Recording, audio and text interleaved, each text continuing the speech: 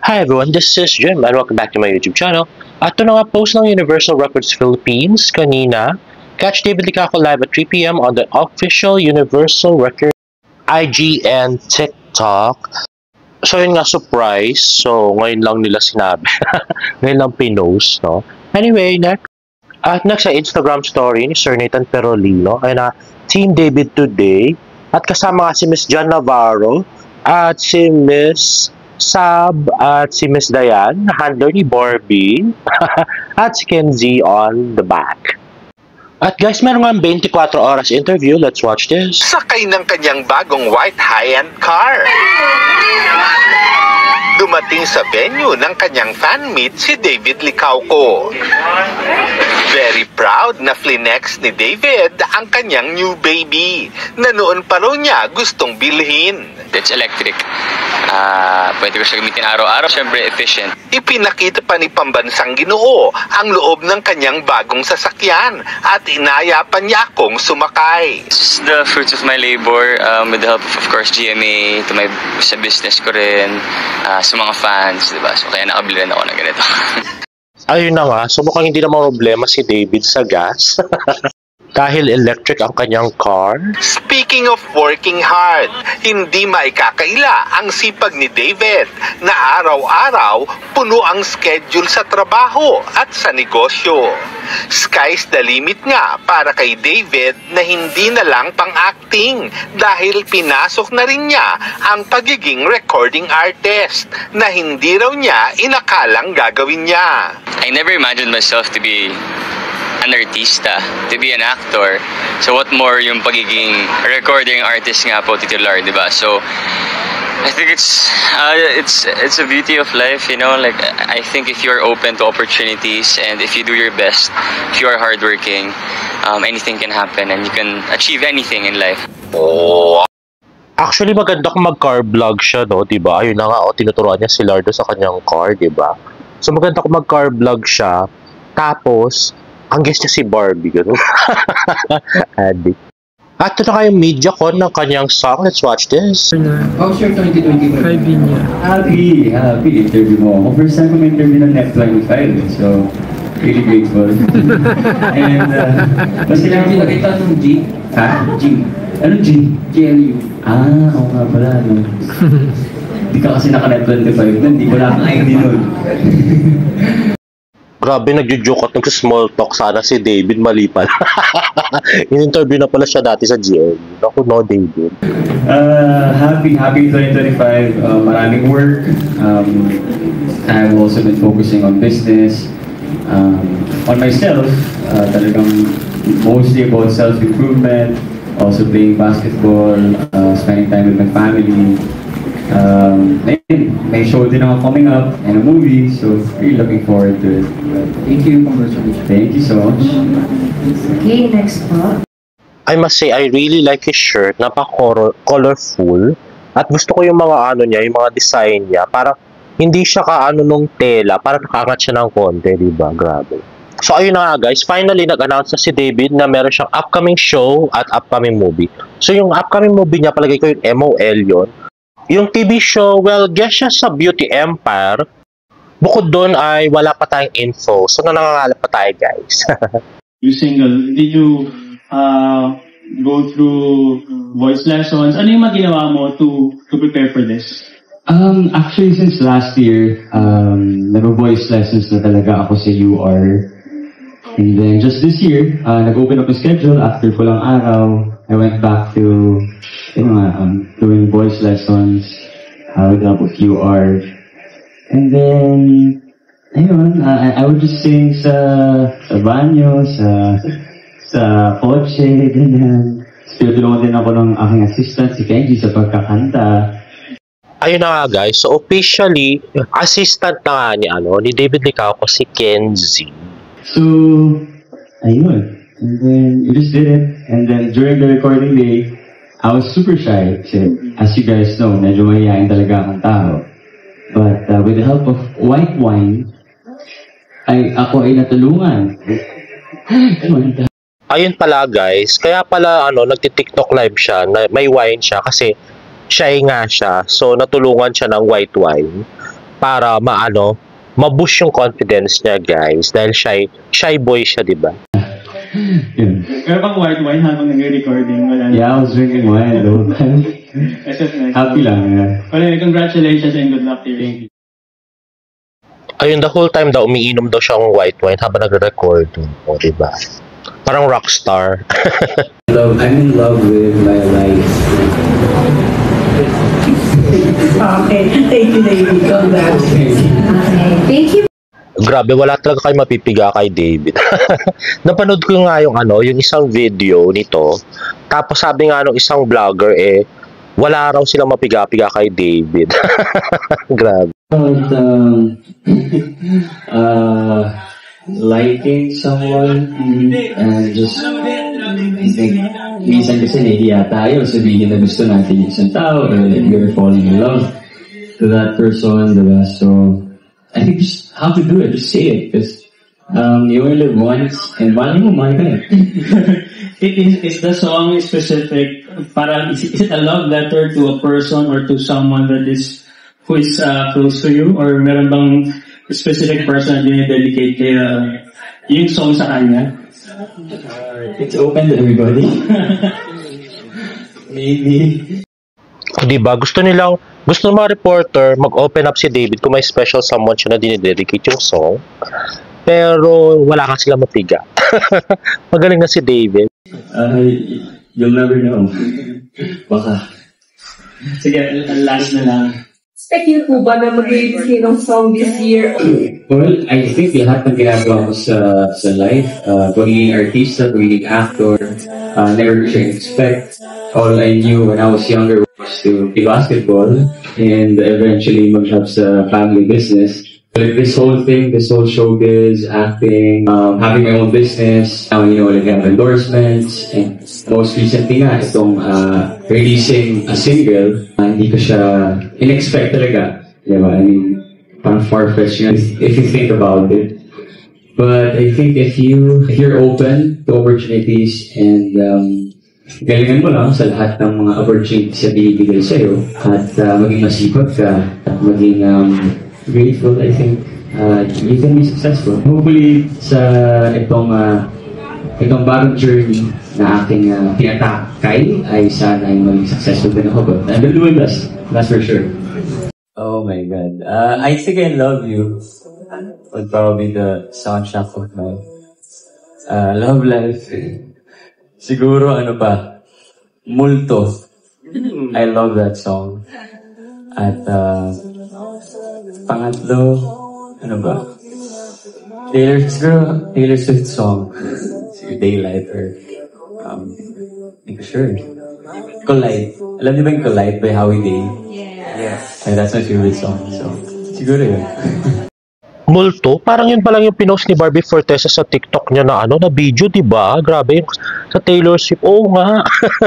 Grabe. Tapos yung Daylight, yun yung dinededicate na song ni Barbie sa kanya. Or yun yung song ni Barbie para sa kanya. O, diba? Grabe. Kahit saan man mapunta ay anino mo'y kumakapit sa aking kamay. Ako ay dahan-dahang nililibing ang buhay pa. Grabe, diba? I'm so happy na ina-associate niya na yung songs of choices niya kay Barbie. Grabe. May something na nga talaga. Yeah, I asked yung kapitbahay ko kasi sa Benbe. Oh! Yeah, so actually kanina magkasabay kami mag-gym and next week we are gonna have wine. We're gonna talk about, a lot of stuff since he is getting married. To be honest, yung pitch ko ngayon kay Benendon. Tanong ko siya, bro, baka pwede mo kasama sa concert mo o baka pwede tayo mag-collab, something like that. But ang taas yun andito lang ako hindi ko lang mabayag siya. But hopefully. Wow, kapitbahay niya si Ben and Ben. Nice. At ang laking tulong nun pagka-opening song number siya dun sa concert ng Ben and Ben, ha? It's in the works. Nakita ko sa schedule ko na meron niya kaming gagawin na music video. So looking forward to it. With regards to kung sino yung aking magiging love team, let's see kung sino. Again, it all depends on the management, kung ano yung mag-work, and kung sino rin yung pwede. Ako naman, ginagawa ko lang yung aking binibigay sa akin na trabaho. Meron ka bang request na si BF yung... BF Barbie? Oo naman, syempre. Depende sa kanya kung willing siya to do it. Alam naman natin na very busy siya doing endorsements, doing her show now, diba? So, let's see. Hopefully, she is game to do it. Grabe, yan ang gusto ko ngayon dito sa sa media ko na to. Kasi nagsasmile na siya pag binabanggit yung pangalan ni Barbie. Grabe. At sana naman Universal Records, si Barbie talaga yung kunin yung leading lady. Huwag na kayo maghanap. Diyos mio.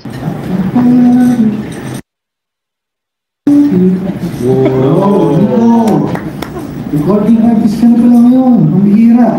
Hindi ka lang successful na entrepreneur, successful na artista, gusto pang agawan yung mga singers natin. Loko-loko talaga si Dennis, no? He knows how to make an impression, no?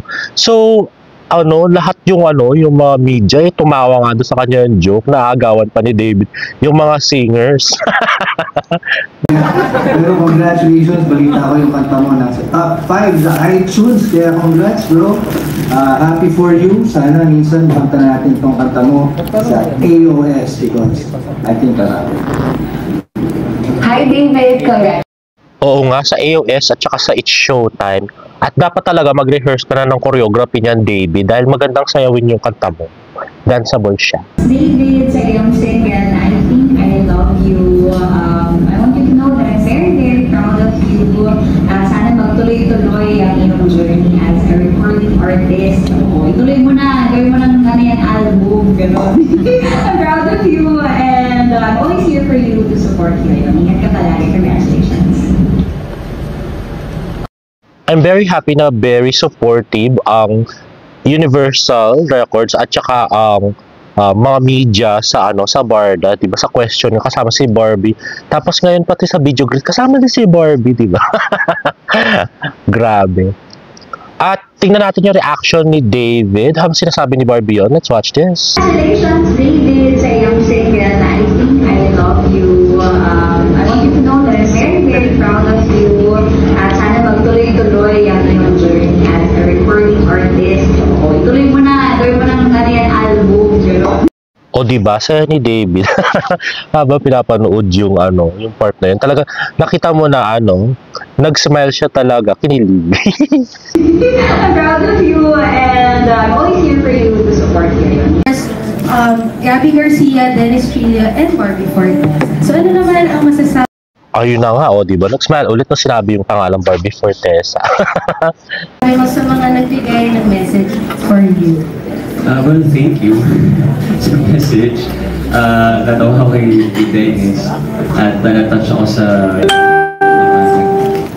video nga. I mean, syempre, time pa rin yun, effort pa rin mag-video sila. Kasi ako minsan tinatamad ako mag-video kapag video greeting, di ba? So, thank you. Alright. So, I think we will wrap up our... To the fans, maraming salamat sa supporter nyo from... Teka, David, ba't di pantay yung pagkakabutonis ng shirt mo? Fix your shirt. Grabe. Wala ba lumapit sa kanya at sabihin na hindi pantay yung pagkabutonis mo? Kahit na ba maganda yung kanyang polo? Lahat, from Maria Clara, Pulang Araw, kung sino ko man, ano ba ba yun? And then now here, diba? So maraming salamat sa suporta. Sana hindi kayo magsawa, sana hindi kayo magsawa sa pagmumukha ko. Dahil minsan nahihiya rin ako na, uy, hindi ka na naman kayo, diba? Kaya nila, David Cruz. Thank you so much, guys. I really appreciate it. And to the media, thank you so much for being here. Wala kami kung wala kayo dahil kayo yung tumutulong sa amin na ma-promote ang aming mga shows, aming movies, recording. So maraming salamat sa pinibigay ng oras at sa pag-edit, pag-take ng videos. Na-appreciate ko kayong lahat. At sa mga TikTok creators, sa mga editors, thank you so much. Yun siya sa sponsor. You're welcome, David. Sponsors, Close Up, Blue Water Days pa. Vitamilk, Sprite. Vitamilk, Sprite, Sparkle, ALV, GMA Network. Also, may taga-ibis dito. Maraming salamat for coming.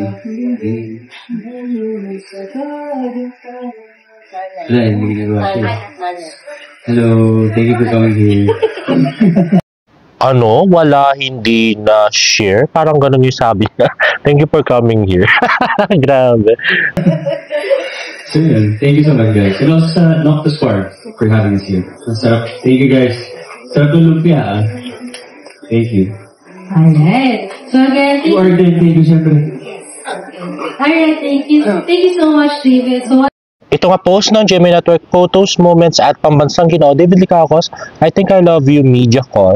So yun na nga, I'm very happy do sa pinanood kong video kasi parang wala nang nagtatanong kung kung sino yung yung love life, kung may siya non-showbiz girlfriend. Hindi katulad nung media con ng That Kind of Love, nung tinatanong nila pilit si David. Ngayon, wala nang ganon. Para ang vibes ngayon, tinatanong nilang pilit kung para kay Barbie ba dedicated yung song. At kung si Barbie ba yung love life niya. Feel ko lang. Ganun yung vibes nung media con. At feeling ko bumilik na rin yung kilig ni David kasi parang medyo nawala siya nung PMPC Star Awards, no? Ngayon, kada sabihin si Barbie, pakita yung video ni Barbie or something, ngumingiti na siya talaga. Grabe. At talaga, parang kinikilig, nag-smile na siya. I so love it. Tapos yung associated, yung favorite songs niya kay Barbie, that's so much for the fandom. Grabe. Anyway guys, if you like this video, please give it a thumbs up and please subscribe to my YouTube channel for more Bordo updates. See you in the next vlog. Bye!